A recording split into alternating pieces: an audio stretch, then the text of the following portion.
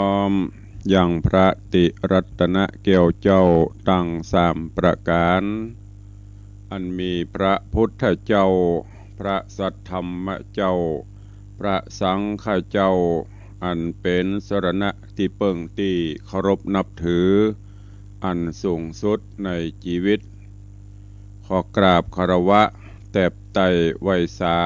ปุญญาปารมีธรรมพระเดชพระคุณหลวงปู่พระเทพโกศลที่ปรึกษาเจ้าคณะภาคเจ็ดเจ้าอาวาสวัดศรีโสดาพระอารามหลวงตำบลสุเทพอำเภอเมืองจังหวัดเชียงใหม่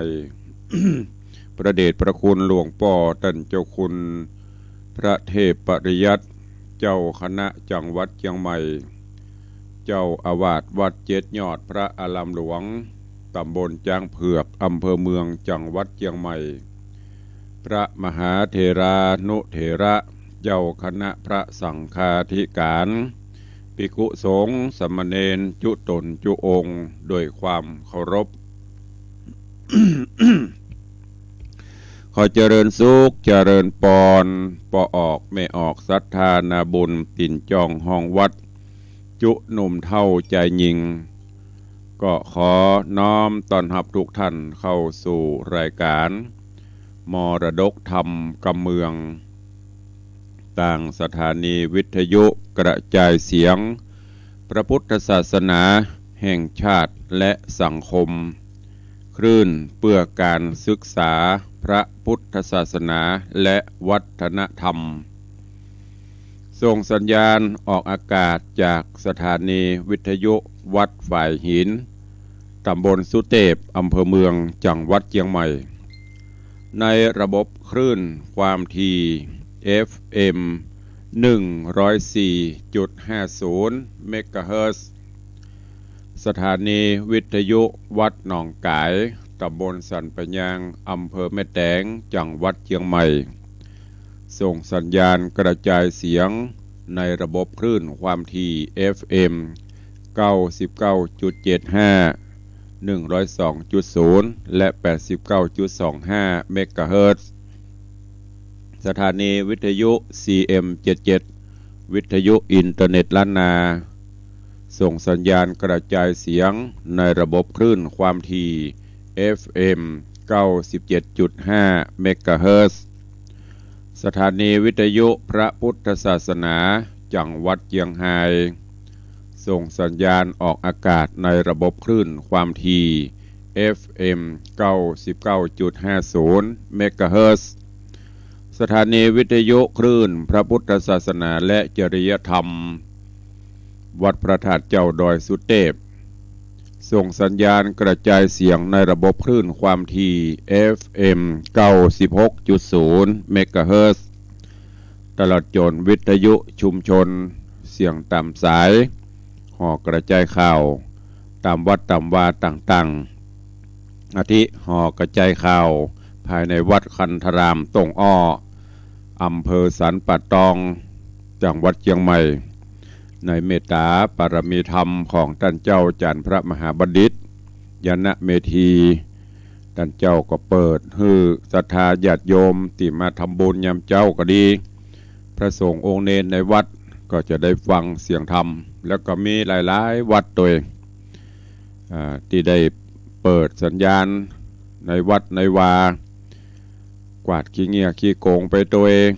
ฟังน้ำฟังธรรมไปตัวเองที่สำคัญพระสงฆ์องค์เนรก็จะได้ซึมซับได้ฟังเสียงธรรมจะได้จำระบำธรรมการเทศแบบปืนบานล้านนาเฮาไปในตัวฟังตึงวันก็จะจำไปก็ว่าบ่ฟังก็บ่ฮู้ พอประเดี๋ยวเขาจ้างเอาซาเบายัดหูได้ฟังกันนี่ก็กราบขอบพระคุณในเมตตาครูบาอาจารย์กูวัดกูวาเนอะตลอดจนต่างปอหลวงปอเก๋ปอแขวนที่เปิดออกต่างเสียงต่ำสายต่างหอกระจายข่าวตื่นมาได้รับฟังเสียงธรรมะไปตัวเองอากาศวันนี้ช่วงนี้ก็เย็นสบายแล้วก็ต้องขอประทานอภัยสู่มาอภัยกับ FC แฟนรายการทุกรูปทุกตนทุกคนตัว ช่วงนี้อากาศเย็นจุ่มเสียงอาจจะบ่ค่อยเป่งค่อยปล่อยตะใดเนอะเตดไปก็ได้ก็แอมนะจะไปลำคาญกันเนอะเพราะว่าอากาศยามเจ้ามันเย็นเฮายังปรับอุณหภูมิบัตันก็ตื่นเจ้ามาตั้งแต่ตี3ตี4ก็ทำกิจวัตรส่วนตัวไหวพระนบธรรมก็เตรียมตัวที่จะเผยแผ่นำธรรมให้ญาติโยมทั้งหลายได้สดับรับฟังกัน ลุกเนอไผยังบรรลุเตือนลุกเนอลุกได้แล้วแสงเงินแสงทองจับขอบฟ้ารุ่งอรุณวันใหม่มาตีนฟ้ายกแล้วบอกบ่งบอกถึงจะต้องตื่นจากการหลับการนอนตื่นจากพะวงพะวังต่างๆแล้วก็ทำกิจวัตรส่วนตัวเป็นพระเจ้าประสงค์องค์เน้นก็สงน้ำสงท่าเป็นญาติโยมศรัทธาก็อาบน้ำอาบน้องร่างกายสดชื่นแจ่มใสรับอากาศอันบริสุทธิ์ในยามเจ้าวันนี้ก็ขอให้เป็นวันแห่งความสุขของทุกท่านเนอะสำเร็จผลบอกว่าจะเป็นพี่น้องเจ้าจีนเจ้าไทยเจ้าแขกเจ๊กจีนมังค่าเชื้อชาติสัญชาติใดๆก็ขอให้อยู่ร่วมกันในผืนปฐพีบนโลกนี้โดยความฉันทะสามัคคีปรองดองกันปีหูสองน้องหูหนึ่งปรึกษาหารือกันบ่ต้องไปแก่งแย่งชิงดีกันบ่ต้องไปบีทากันเพราะทุกคนไม่พ้นกว้างศอกยาววาหนาคืบนั่นก็คือต้องตายเหมือนกันหมดจะมีอำนาจล้นฟ้าก็ตายเป็นยาจกวันนี้พกขอตานนอนต่ำข้างถนนก็ตายเป็นตุเจ้าประสงค์องค์นายก็ตายมีไข่โป้นไม่มีใครหลุดพ้นได้จะกอบจะกวยจะมีอำนาจบาดใหญ่จะปกระเบิดไว้ที่บ้านจะแปลงคอกแปลงโฮงเก็บรถถังเก็บอาวุธต่างๆไว้ก็บ่สามารถที่จะป้องกันตัวบ่ให้ตายได้เพราะฉะนั้นอยู่ด้วยกันไปเอากันเป็นพี่เป็นน้องปรองดองกันไปฮักกันช่วยเหลือกันไปสงเคราะห์อนุเคราะห์กันไปเพราะเมื่อวันนั้นคือวันที่จะต้องจากไปมาถึงคุณงามความดีนั้นก็จะติดตราตรึงใจเป็นอนุสรณ์ให้คนที่อยู่ต่างหลังได้หวนลำลึกถึงจึงขอฝากกับทุกท่านเนอะวันนี้ก่อนที่จะได้ไปฟังน้ำฟังธรรมก็ขอ ถวายการต้อนรับแล้วก็เจริญปอนต้อนรับครูบาอาจารย์พระเจ้าพระสงฆ์องค์เนรญาติโยมศรัทธาที่ได้เข้ามาติดตามรับชมรับฟังกันต่าง Facebook ไลฟ์กันก่อนเนาะขอเจริญปอนต้อนรับคุณโยมจรัญสุทธาจากดอยแต้นพระผาหลวงสาธุครับเจริญปอนคุณโยมสลินทิพย์บุญเลิศน้อมกราบไหว้สาเจริญปอนเนอะขอเจริญปอนคุณโยมชนจันทร์ซอนคำกราบไหว้สาสาธุเจริญปอนกราบถวายการต้อนรับท่านเจ้าพระครูสิริวชิโรภาสท่านเจ้าอาวาสวัดประม่วงสันปะไฟนิคมอุตสาหกรรมละปูน ตะกี้มันมีเสียงดีแล้วครับก็ขอบคุณด้วยเนอะมันถ้าจะขี้ค้านมันหนาวมาเจ้าอย่างคนเท่านั้นเนาะเจริญปอนต้อนรับท่านเจ้าสิทธิชัยอินทวันโนสาธุกับไวสาเช่นเดียวกันเนอะกับไวสาเหมือนกัน ถวายการต้อนรับท่านเจ้าหลวงพ่อธรรมพระครูสถิตเจติยาลักษณ์เจ้าคณะตำบลแม่แฝกใหม่เจ้าอาวาสวัดเจดีย์แม่ครัวหลวงพ่อติดตามรับฟังทุกวันทุกเวลา เจริญปอนต้อนรับท่านนายกเจริญคำยามานายกเทศมนตรีตำบลสันพักหวานกราบใบสาครับท่านพระครูสาธุเนอขอให้กิจต่างๆสำเร็จ ทุกอย่างเนื้อตันนายกเนื้อเจริญปอนยายเพลินเปื้อนเกษตรกราบไวสาเจริญปอนคุณโยมทองคำที่วงคำกราบไวสาเจ้าสาธุเจริญปอนโยมปีสุปราณีรูมาแห่งอย่างก็ร้องวัวแดงสังกะแปงเจริญปอนต้อนรับโยมปเลี้ยงธนวัฒน์แม่เลี้ยงทัดพิชาสุสิงคำดีใจจะได้ฟังเสียงน้ำเสียงธรรมท่านปเลี้ยงเปิ้นจะยกยอเปิ้นจะเซียวม่วนเขาเปิ้นก็ขอบคุณแล้วก็เป็นกำลังใจเนอะวันนี้บ้านเปิ้นจะงามแล้วเนอะวันนี้บ้านเปิ้นจะงามแล้วเถอะแต่วันนี้จะงามพื้นแหมเดี๋ยวมันพูกก่อนก็ไปเอวพอก็ขอให้ สุขภาพสมบูรณ์แข็งแรงดูแลรักษาสุขภาพด้วยเนอะปเลี้ยงไม่เลี้ยงก็ดีเจริญปอนโยมจันสายแปลงหลวงคุณโยมลักษณะเกดีสาธุเจริญปอนเนอะโยมแม่ละอองแก้วชุ่มใจน้อมกราบใบสาเจ้าสาธุเจริญปอนแล้วก็มีคุณโยมสรัญพัฒน์พรหมเศรษฐ์กำลังเข้ามาชมสาธุขอน้อมต้อนรับและเจริญปอนต้อนรับทุกท่านสู่รายการมรดกธรรมกับเมืองโดยตุลุงในวังเนอะกล่าวกับผมอัตมภาพพระครูวิสิตศิลาพรเจ้าคณะตำบลประแดดเจ้าอาวาสวัดวังสิงคำเป็นผู้ดำเนินรายการก็พบปะฟังกันต่อในเรื่องของหูกฟ้าแมงคานโยมแม่จันดีวิสุทธินันท์กำลังเข้ามาเจริญปอนต้อนรับยามเจ้าหูกฟ้าแมงคานในตอนที่แล้วได้ลำดับลำดามาถึงอย่างพญาพรหมตะไหลพรหมที่จะฮือต่างหูกฟ้าเนี่ยไปทดสอบตัวเก่าว่าจะมีบุญญาบารมีสูงส่งก็เพราะว่ายังบ่แน่ใจว่าจะเป็นผู้มีบุญแต่กะว่าจะเป็นไผแถลงเปตขึ้นมาเพื่อที่จะเอาลูกสาวหรือที่จะมายึดเมืองตะไหลพรหมนี่กา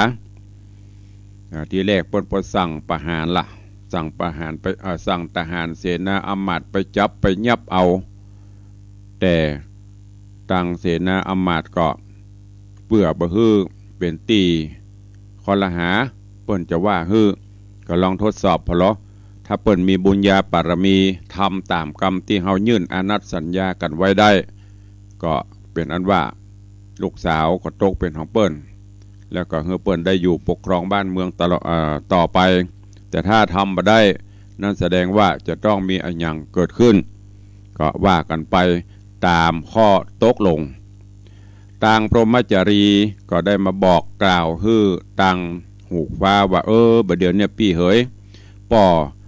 เปิ้นฮื้อไปเนี่ยจะอีเนอ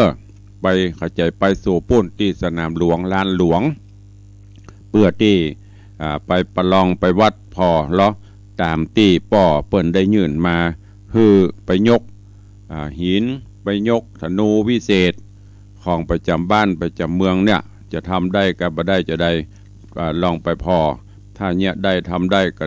รอดไปแต่ถ้าเนี่ยบ่ได้ทำบ่ได้ก็เตรียมตัวเนอะเตรียมตัวในตอนที่แล้วมาถึงตัดที่นี่เวลาหมดลงวันนี้ก็ฟังกันต่อในเรื่องหูกฟ้าแมงคานผูกที่11ณโอกาสบัดนี้ นะโมตัสสะภะคะวะโตอะระหะโตสัมมาสัมพุทธัสสะสาธุโวฟังลาโสตุจนะสัพพุริสะตังลาย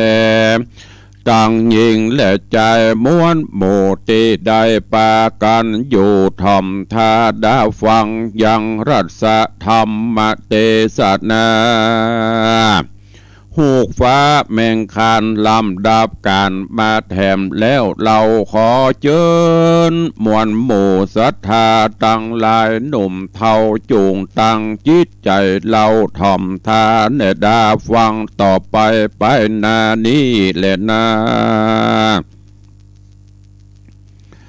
มหาสะโตโหเมื่อนั้นพระมหาสัจเจ้าแมงคานย่อมือบานน้อมใบฝูงเต่าไทยเสนาว่าสาธุพันเตข้าแด่เจ้าโกตังลาผู้ข้าไว้อันว่าตัวม่อนไทยก็หากได้ผวนพิษกะตามยังกิจอันจอบอันบ่จอบแม่นเป็นมั่นแก่นสัจจังหากเป็นดังกรรมของตานมหาเสนาเต้ากล่าวแต่ใส่เพราะเหตุว่าข้าม่อนไทยกันว่ามาได้ปะหารยังสะลีดนงพันเมียมิ่งแก้วก็มีใจผ่องแผ้วจื่นเจยบานบ่โหยังการอันจักผิดและจักถูกใดอุปมา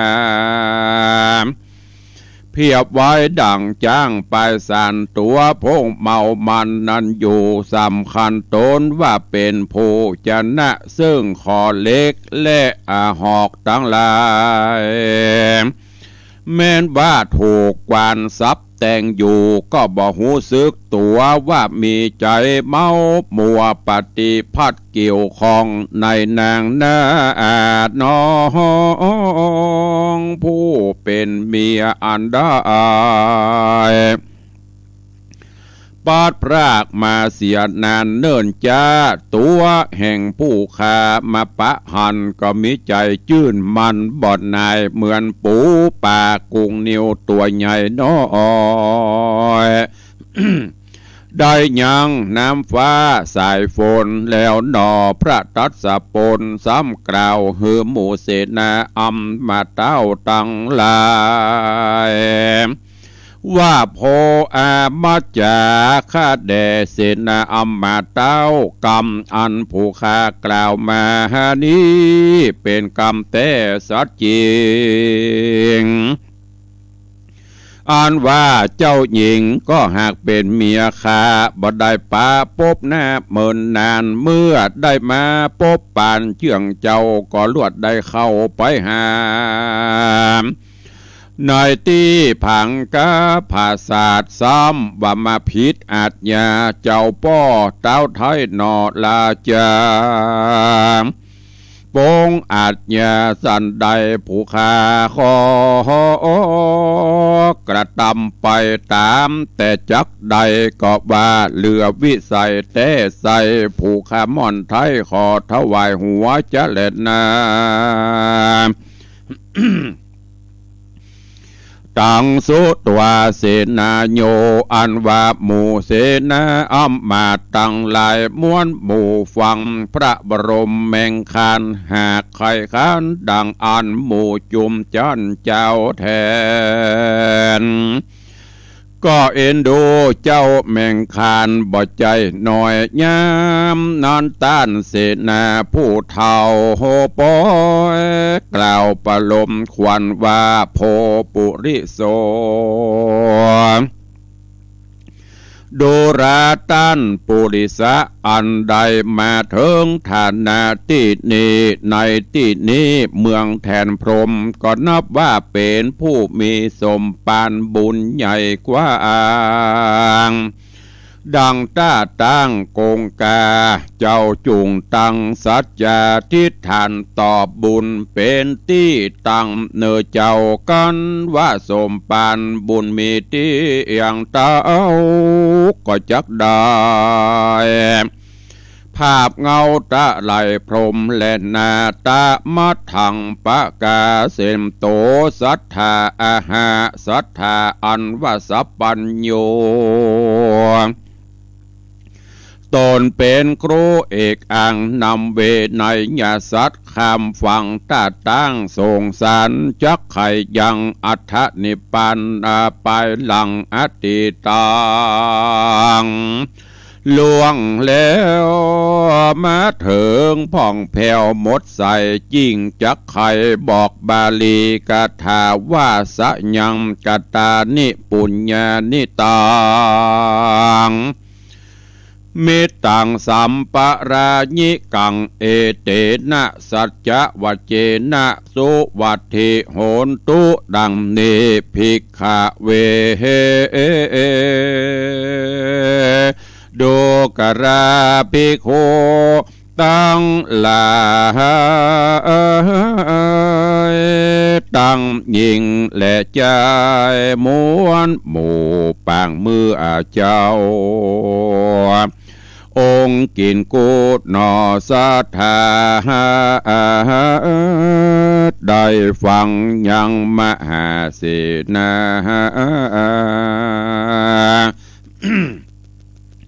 กล่าวแล้วพระปิ่นแก้วแม่งคันย่อมือนมัสการตั้งเกลาตั้งใจเจ้าอธิษฐาน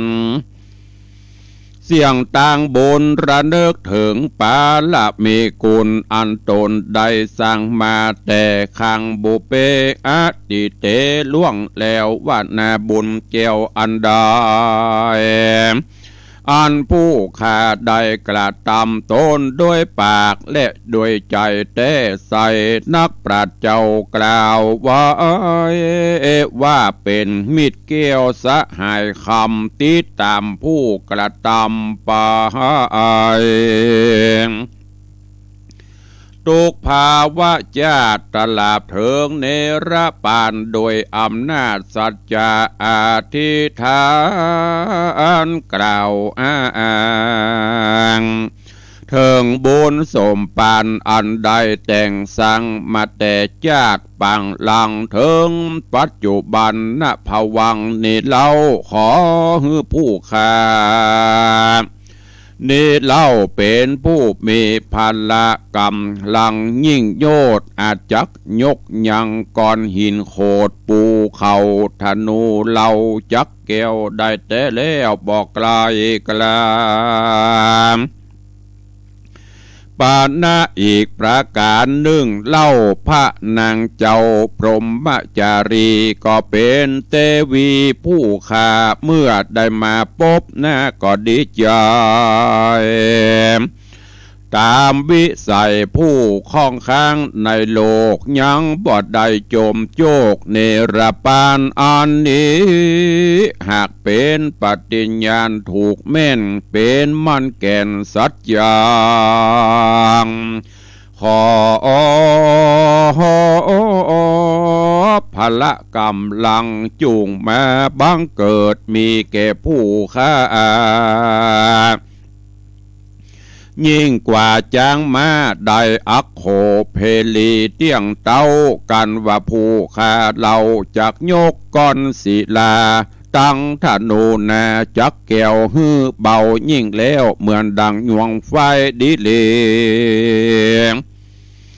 ว่าอันบ่เต้าแต่นอนนอพระมุนีเจียมเจ้าย่อมือ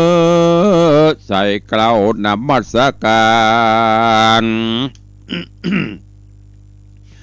นอบน้อมไว้ถึงบุญคุณพระผู้บัญชนากาธิราชกับตังพระราชชนนีสองสลีพ่อแม่เป็นเจ้าตังครูบาอาจารย์เจ้าได้สั่งสอนเล่าศิลปะวิทยาและตานมหาลสีธรรมผู้วิเศษตั้งใจเจตอธิษฐานขอเอาบุญสมปานพ่อแม่ครูอาจารย์ช่วยกำหือพ้นจากกำตั้งพราน การว่าเจ้าตั้งสัจจะอธิษฐานแล้วพระนอแก้วก็ยื่นมือไปจับก้อนหินมาอันยาวนากว้างใหญ่8 ศอกไขว้เสมอกันก็แสดงอาการอันสำคัญประหลาดพิษแผกธรรมชาติแต่เดิมมาเหมือนดังว่ามีจิตวิญญาณเต้ใส่ก็หากได้ความเขือกไหว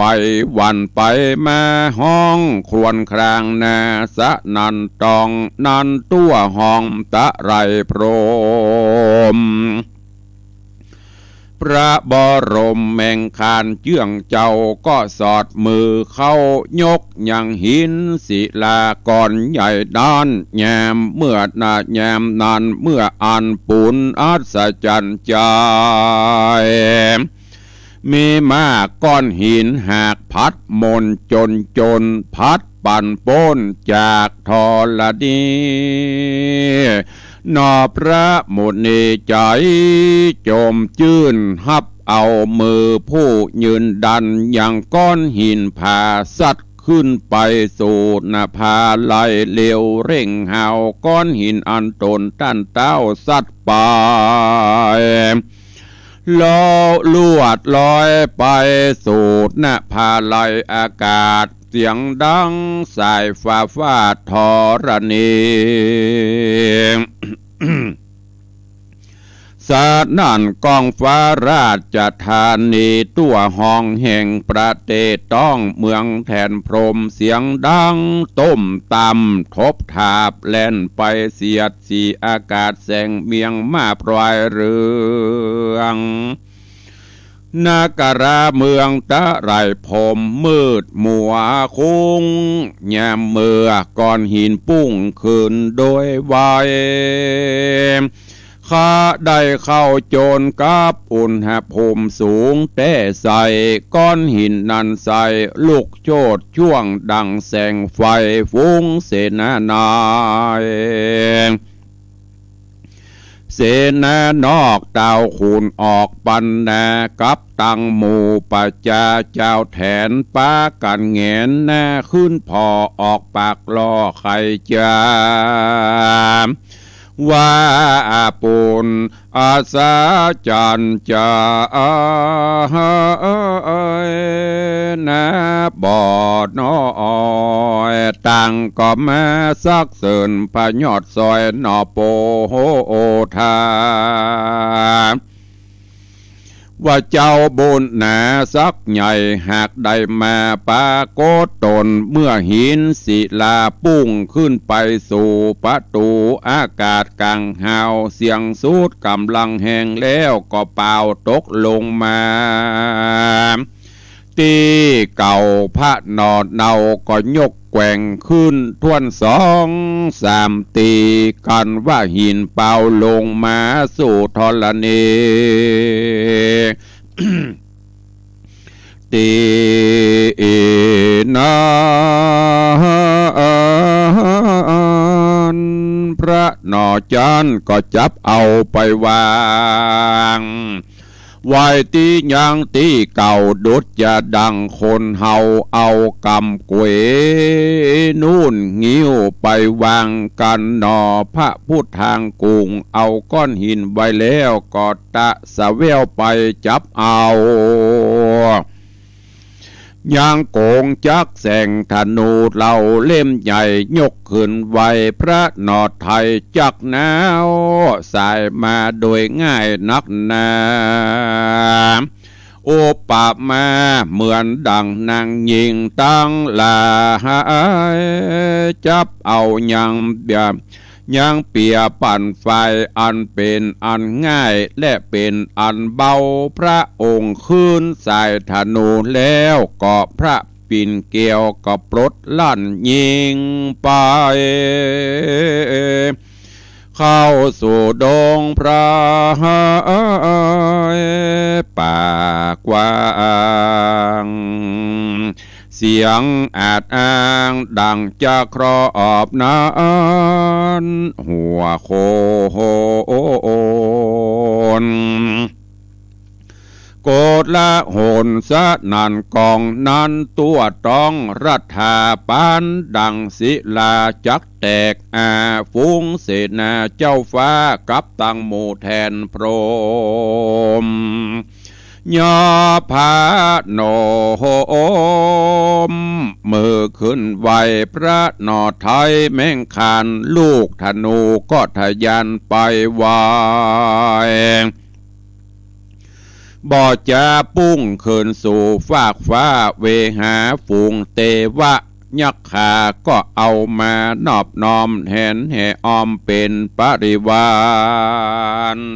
เจ้าแมงคันหาเจ้าฟ้าแมงคันซ้ำยิ่งขึ้นเมื่อบนฟากฟ้าฝูงเทวบุตรเทวดา อันอยู่แหล่งลาโขงสะวันก็ปากันเหาะมาเป็นหมู่เฝ้าแน่อยู่กับท่านเจ้าแมงคานนอโปธิญาณซ้ำยกธนูหันเล่มใหญ่ยิงไปต่ำไต่เมืองนาคราชา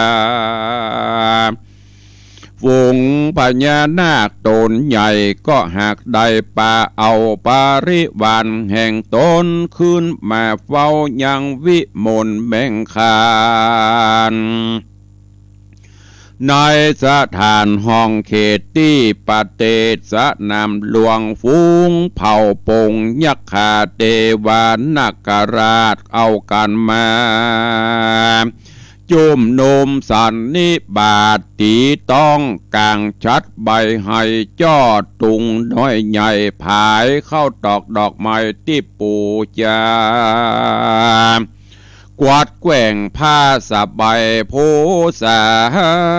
โอยใจโห่ห้องเสียงสะนันห้องตะไลโพรมปะมงคลเกียวเมมงคลเกียวเม่งขันต้านไทยว่าจิระชีวะทีฆะมายุงปะเลหิดังนี้ขอฮือเจ้าที่มีบุญประกอบโดยกุลวิเศษจุงจักมีจีวะเพศอยู่ยืนยาวเตี้ยงเต้ากับตังพระนางเจ้าจะแย่จุงมีความผาสุขสำราญบ่เศร้าปราศจากเล่าภัยญามีอิสริยะเตจานุภาพจนะภาพขาเสกสัตถุเป็นที่ปิญะมุตโตเทวบุตรเทวดายิ่งใจน้อยใหญ่เป็นที่หักแบ่งแฝงไฟฝูงครุฑหน้ากลุ่มพันฝูงคนทันกินนเรศเกียรติยุทธอาจเลือจาดังดวงสุริยาอันปราศจากเมฆฟ้าน้ำฝูงคนเทวดา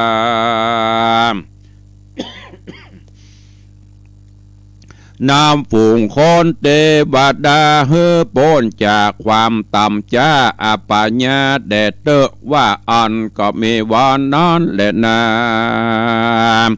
เนติตังขีญาสังวันนาวิเศษจาห้องเหตุธรรมเทศนาหูกฟ้าแมงคานผูก11ตอนที่1ก็บังโกมสมเรศเดช ก็จบปริปุณนังไปแถม1 ตอนในเรื่องของงูกฟ้าแมงคันซึ่งในตอนนี้ที่บนเมืองตะไลพรหมต่างโพธิสัตว์เจ้าหูกฟ้าก็ได้แสดงอิทธิฤทธิ์ได้แสดงฤทธิเดชเตจาปุญญาปารมีฮือกับพญาตะไลพรหมฮือกับเหล่าเสนาข้าทาสจะบริพาร ตีเมืองตะไลพรหมได้ประจักษ์แก่สายตาก็โดยการยกบหินศิลาบหินก้อนใหญ่ก้อนหลวงตลอดจนยกยังธนู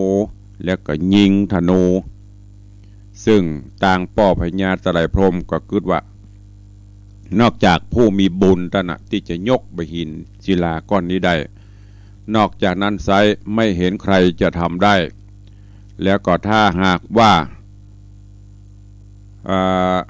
หูกฟ้าตีมหายังพรหมจารีลูกสาวข้าเป็นผู้มีบุญเป็นคู่บุญบารมีกันแท้ก็จะต้องทำได้เมื่อเป็นเช่นนี้โพธิสัตว์เจ้าก็บัสทกสถานและก็มั่นใจว่าตัวเก่าทำได้เลยปลอบประโลมพรหมจารีซึ่งก็เป็นห่วงกลัวว่าจะเนี้ยบ่ได้ทำบ่สำเร็จถ้าเนี้ยบ่ได้ทำบ่สำเร็จก็จะต้องได้รับโทษดังที่ป่อพญาตะไลพรหมว่าไว้ต้องถูกตัดหัวต้องถูกประหารนางก็บ่สบายใจต่างหูกฟ้าโพธิสัตว์เจ้าก็ปลอบประโลมว่าโอ้บ่ต้องตุกอกบ่ต้องตุกใจน้องเหยคนเฮาบุญไผ่บุญมันร่างมีบุญจะได้มันก็ตึงบ่พลาดบ่พังแต่ถ้ามันมีบุญญาวาสนาก็ว่ากันไปดังพระพุทธเจ้าพระพุทธองค์ตรัสไว้อะไรจะเกิดมันก็เกิดอะไรจะดับมันก็ดับเป็นไปตามสภาวะธรรมของมันอย่างที่จะไปเนี่ยถ้าเจ้าปี่ยกได้ก็ถือว่าเฮามีบุญต่อกันถ้าเจ้าปี่ทำมาสำเร็จก็ถือว่าโอ้เฮามาด้วยกันได้แค่นี้จากนั้นก็ปลอบประโลมตังพรหมจารีก็ใจจื้นใจบานขึ้นมาปากันไปสู่ลานตองสนามหลวงสถานที่ประลองณที่หั่นป่อพญาตะไลพรหมก็ดีเหล่าเสนาข้าราชการผู้ใหญ่ก็มาพร้อมกันพอได้เวลาเลิกผานาทีดีแล้วหูกฟ้าก็ยกมือขึ้นตั้งวางกิ้วไก่เกษาพาธนาเจิญกุลป่อกุลแม่กุลพระเจ้าแก้วตังสามกุลเตปาอาหักกุลป่อพระฤาษีกุลผู้มีบุญไว้สิ่งศักดิ์สิทธิ์ทั้งหลายแล้วก็ที่สำคัญตั้งจิตอธิษฐานหวนนึกถึงกุศลคุณงามความดีที่ได้กระทำปั่มเปงมาตั้งแต่อดีตชาติมาจนถึงปัจจุบันชาติส่วนมากก็จะทำแต่คุณงามความดีบ่ได้สร้างในสิ่งอกุศลกรรมตั้งจิตอธิษฐานเป็นสมาธิดีแล้วก็เข้าไปยุบไปกำไปจับมหินศิลาโอ้มหินศิลาก้อนนี้ก็เหมือนยังมีจิตมีใจผู้มีบุญไปจับไปสัมผัสใส่ยกขึ้นคนเดียวล่องลอยยกจากปืนขึ้นได้แล้วก็ล่องลอยหลุดลอยบนไปบนมา2 รอบ 3 รอบโอ้หมู่เจ้าบ้านเจ้าเมืองแม้กระทั่งป่อพญาตะไลพรหมปะโตตาใส่มงโหเนี่ยได้อย่างนี้มันเป็นจะได้มาถึงไปได้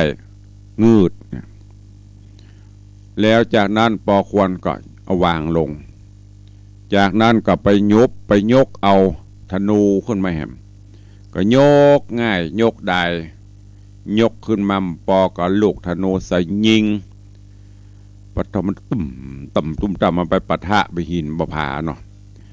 หมู่นั้นเจ้าบ้านเจ้าเมืองก็สะดุ้งตกใจกันป่นไปเถเมืองอินเมืองพรมเมืองหนักเมืองยักษ์เมืองครุฑสปะก็หูถึงกิตติศัพท์อันนี้โดยหูว่าโอ้ผู้มีบุญหรอเนี่ยยังก็ได้สำเร็จไปหมดแล้วหลังจากนั้นป่อพญาก็คงจะต้องตามสัญญายกลูกสาวคือพรหมจารีฮือแล้วก็จะมีอย่างเกิดขึ้นต่อไปก็ก่อยติดตามฟังไปอันเนี้ยญาติโยมทั้งหลายคนเฮาถ้ามีความมั่นใจในบุญกุศลในคุณงามความดีที่เฮาทำมาบ่ต้องสะทกสะท้านอะไรอย่างเป็นจะฮื้อไปเนี่ยเฮาก็มั่นใจ อย่างที่ครูบาอาจารย์ติตุลุงเคยบอกไปไม่มีใคร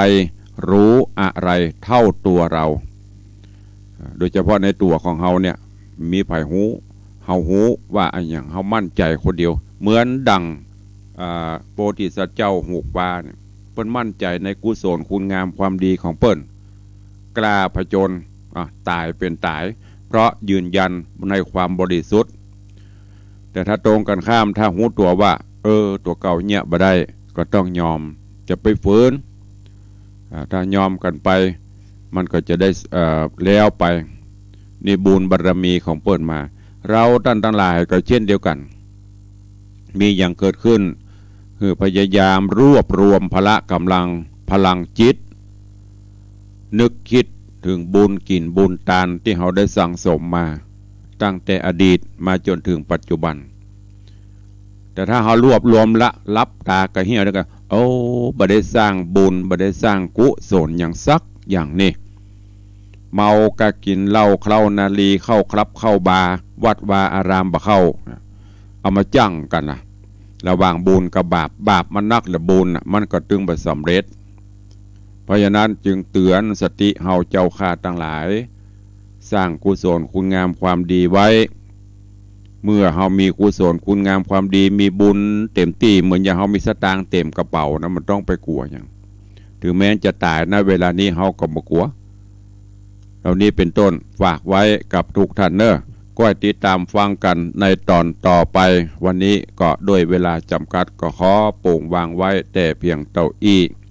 ก่อนที่จะได้ไปอู้จาตักตายพี่น้องตั้งหน้าจอก็ขออนุญาตต่อตะกี้ที่หน้าเฟซ ตะกี้ตึกตีแม่จันดีวิสุทธินันท์ก็ต่อโดยโยมพี่หมอมัทนาอัมพันธ์เนาะกำลังเข้ามาชมตั้งหน้าเฟซกับใบสาเจ้าเจริญปอนโยมเพชรจากประเทศอังกฤษนี่ติดตามอยู่เมืองไทยก็พอก็ฟังเดี๋ยวไปอยู่อังกฤษก็ฟังอยู่บ่ฮู้ว่าอังกฤษประเด็นให้อย่ามาค่ำเนาะเพราะคนรัฐวีปดังยุโรปพวกนี้จะเป็นเพิ่นจะเข้านอนละเฮาลุกเพิ่นจะนอนมันคนละข้างโลกเคยไปที่เยอรมนีเฮาก็ว่าเปิ้นจะรับเฮาก็ตาเป่งไปว่าบ้านเปิ้นเป็นเมื่อคืนบ้านเฮาเป็นเมื่อวันมันจะซับกันก็อนุโมทนากับโยมเพชรด้วยเนอะ เจริญปอนคุณโยมสุรัตน์เสาคำโยมตู่กำลังเข้ามาชมเจริญปอนเนอะนี่เป็นทางหน้าจอ Facebook ไลฟ์ขออนุโมทนาขอบคุณเนอะกับปออกไม่ออกศรัทธาตะวานี้มีโยมป้อประมูลโยมแม่ราตรีพัฒนชัยบ้านกลางสันปะตองโยมป้อได้ติดตามรับฟังรายการเป็น FC แฟนรายการแล้วก็ใจถึงขับรถมาคนเดียวจากบ้านกลางสันปะตองมาร่วมโมทนาบุญเป็นเจ้าภาพกระเบื้องปูห้องน้ำ2 ตารางเมตร2 กล่องเป็นปัจจัย 1,000 บาทขออนุโมทนาบุญตัวเองตะคืนนี้ไปเทศนาธรรมงานบำเพ็ญกุศลศพของไอ้แดงแสงคัดอายุ57 ปีตีบ้านยะปายข้างวัดยะปายบวกกลางสันกะแปงวันนี้เปิ่นจะประชุมเพลิงเนอะก็รวดประชาสัมพันธ์ตัวก็ได้มี FC แฟนรายการก็มีโยมแม่หนุนฟองมูลบัญญาปายร่วมทำบุญ100 บาทโยมแม่บุญปั่นจันมูลบัญญาปายบวกกลางร่วมทำบุญมา100 บาทโยมแม่บุญชุมแก้วงามบัญญาปายร่วมทำบุญมา100 บาทแล้วก็อันนี้ก็ตะวาโยมน้องเล็กมณีชนนโยมอังคณาสายคำปาก็มาร่วมทำบุญตัว200 บาทอนุโมทนาบุญขอบคุณตัวแล้วก็ตังสถานีตะวานี้ตังจัดรายการตังคลื่น96ก็มีญาติโยมแม่ลัดดาวันสาริกานนท์ก กองบิน41เชียงใหม่ร่วมทำบุญ 1,000 บาทคนยอมแม่สุธีเวียงนาคเพิ่นอยู่เมืองแป้แต่นามสกุลเวียงนาคบ้านมาเดี๋ยวมาอยู่กับลูกสาวมาพักกับลูกสาวที่ดอนแก้วแม่ริมร่วมทำบุญมา500 บาทขออนุโมทนาบุญขอบคุณด้วยเนอะก็ไปเรื่อยๆเนอะอีป้อยแม่ญาติโยมประชาสัมพันธ์บุญไปจะไปฟังเบื่อจะไปฟังลำคาญเนอะก็แบ่งกันเป็นสัดเป็นส่วนละเมื่อฮือความสุขโดยการเตะทำตุลุงก็ขะแม่เอาเสียงพอแหบพอแห้งแต่ขอเมตตาเวลากับท้ายรายการประมาณ 4-5 นาทีได้ประชาสัมพันธ์บุญไปบอกบุญให้กับญาติโยมศรัทธาท่านผู้ใดจะร่วมโมทนาบุญสมทบทุนในการสร้างห้องปลดทุกข์ห้องน้ำห้องสุขาร่วมกับทางวัดก็ขออนุโมทนาเนอะเพราะว่ามันเป็นการใหญ่การหลวงก็อย่างที่ตุลุงได้บอกป่วยได้เนี้ยป่วยได้ทำก็ทำให้มันดีจริตตุลุงหรือปนห้องไว้ความคิดกันมาทั้งเนี้ยแล้วก็เนี้ยให้มันเต็มที่ถ้าบะเนี้ยก็คือบะเนี้ยบะทำปฏิปทานจะเป็นเช่นนี้ถ้าทำก็ลงมือทำแต่ถ้าบะทำก็ตึงบะทำอย่างที่ปีตายตามพระครูประดิษฐ์เมธวัตรตุปีกัญญานี่เปิ่นมือบุละเปิ่นบอกว่าเล็กๆไม่ใหญ่ๆทำไม่ใช่ใหญ่ๆทำนะก็คือทำแล้วมันเต็มที่เพราะฉะนั้นก็เชิญชวนท่านผู้ใดมีกุศลจิตเจตนาศรัทธาจะช่วยฮับเนอะกระเบื้องปูห้องน้ำเกรดค่อนข้างดีหน่อยก็ตีเฉลี่ยแล้วกล่องละ500 บาทหรือว่าตารางเมตรละ500 บาทความจริงมัน600 ป่ายแต่เอามากลับมาเฉลี่ยกันช่วยกันไปป้อมฮื้อแบกภาระกับจะทานักหรือจะเป็นเจ้าภาพชักโครกหรือโถปลดทุกข์จะมีใจเตือนมนอยู่10 ตัวเพราะเขาว่ากะไว้ว่าจะแปลง10 ห้องตัวละ 10,000 บาทยังแปลงตุลุงตัว 50,000 ก็มีนะญาติโยมศรัทธาไปพอมาละตัว 50,000 นี่นะเฉพาะชักโครกตัว 50,000 นี่คือนั่งสบายไม่ต้องมือไม่ต้องไปเจ็บมันจะล้างอย่างทำความสะอาดมันเลยเซ็ตแต่บาดใจเอาถึงปุ้นเอามาอู้เขาฟังฟักบัวเป็นฟักบัวสแตนเลสอย่างดีชุด2,000 กว่าบาทแต่ตุลุงก็บอกโอ้เอาหมอก 2,000 ก็ดีละหมอกกำลังศรัทธาเพื่อเปิ้นจะให้จะหอมอ่างล้างหน้าชุดละ 2,500 อันนี้ใหญ่หน่อยแล้วก็ประตูก็จะใจลองพอถ้าบานอย่างดีบ่คือมันอืดเตี้ยเฮาติดไปเอาอย่างเงี้ยมาใส่โดนน้ำหน่อยอืดปิดบ่ได้เหมาะนะแปลงก็ซ้อเอาอย่างดีๆก็ประมาณบานนึงประมาณ 3,500 นอกจากนั้นก็จะเป็นดินกี่จะเป็นหินดินทรายก็หอมกันไปก็ประชาสัมพันธ์บอกไปเนอะคงจะแถมเมินอยู่จะไปฟังลำคาญเตื้ออย่างตุลุงวันไปเรื่อยๆของมันใครมีจิตเจตนาใครสร้างบุญกุศลใครหมดทุกข์หมดโศกหมดโรคหมดภัยดังคติความเชื่อเพิ่นว่าการสร้างห้องน้ำห้องปลดทุกข์จะได้หมดทุกข์ไปก็มาร่วมกันในโอกาสวันเกิดก็ดีจะตานไว้ไปหน้าก็ตามจะตานให้พ่อให้แม่ก็ได้หรือใครฮับเป็นห้องโอ้เปิ้นแปลงเฮาบ่ล่ำได้แปลงตานใครมีเจตนาใครสร้างเป็นเจ้าภาพตานไว้สักห้องก็ห้องละ 50,000 บาทเจริญปอนมาร่วมเป็นเจ้าภาพและติดต่อแจ้งความจำนงได้ที่ตุลุงตลอดไปเนอะสาธุเจริญปอนตัวเอาละเวลาเหลือน้อยเดียว 3-4 นาทีตักทายพี่น้องตังบ้านจะนักบ่นักบอกว่าก็ห้างเวลาไว้หมดพอส่วนมากอย่างที่บอกไปมีประมาณ FC พันแท้ 4-5 คนใครจะอู้ตัวตุลุงเข้ามาได้0817836540เจริญปอน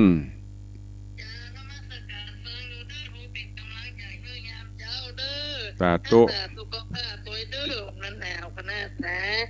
เจ้านมัสการค่ะอนุโมทนาสาธุเจริญปอนวันนี้โดนกักตัวเนอะออกไปไหนบ่ได้เดี๋ยวถ้าปเลเทนั้นลมนะไปไม่ได้ลงบ้านไปไหนก็มาได้เพราะมันเงียบบ่ได้ต้องออกตะวันตกบนเนอะข้ามกับแปลงบนเนอะสาธุกับแม่เลี้ยงวันนี้เปิ้นจะเทถนนเจริญปอน ตาครูบาท่านเจ้าทุวัดทุวาเด้อที่ได้มาติดตามรับชมนั่นพระครูเฮาไว้สาครับ สาธุขอยเพิ่นเนาะวันนี้อันอย่างก็ถนนสายเงินสายทองเพิ่นจะงามเนาะ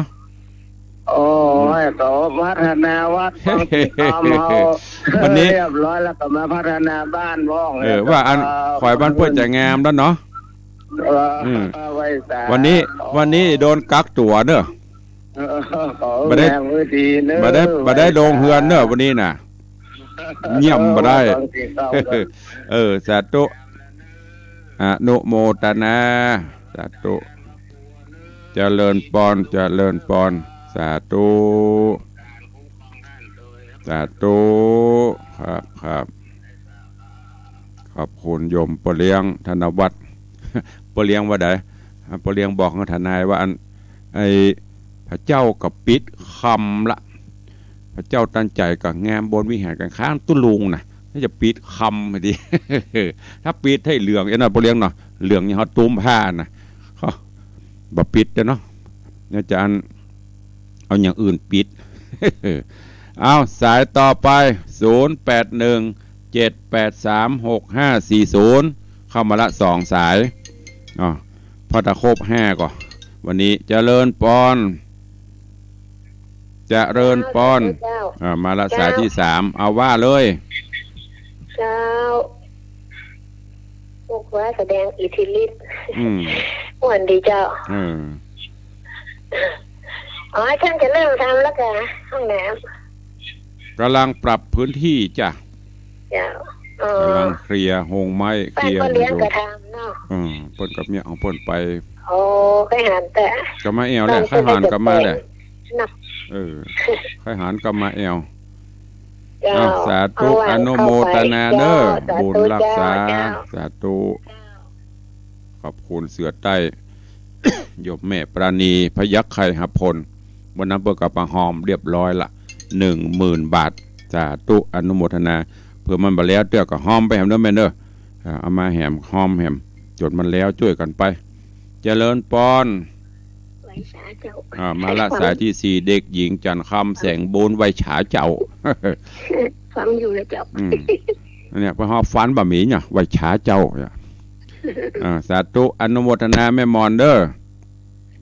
เด็กหญิงจันคำมาละสายที่4เอาสิงเหนือได้ยินก่อเข้ามาถ้าสิงเหนือมาก็จบตึงมี5 คนเขาเตี้ย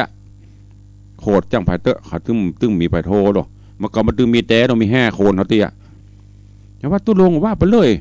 ก็มันมีขาแต่หรอไม่ได้โจมนะนี่ฟังบ่ได้สิงเหนือมาก็ได้ลากันแล้วเนอะมาก็จะลาละจะหมดเวลาละ5 คนมาละ4นอกนั้นไม่มี ตั้งไปอยู่กันตั้ง Facebook วันมดฟังตั้ง Facebook มดละตั้งสถานีมีก็แหมซักสายนอกเหนือจาก5 สหาย นอกจาก5 พระองค์มาใครจะโทรมามีก็ลองพอเหรอ0817836540เจริญปอน2 ปอน3 ปอนว่าจะได้เจริญปอนแม่ปานสาธุอนุโมทนา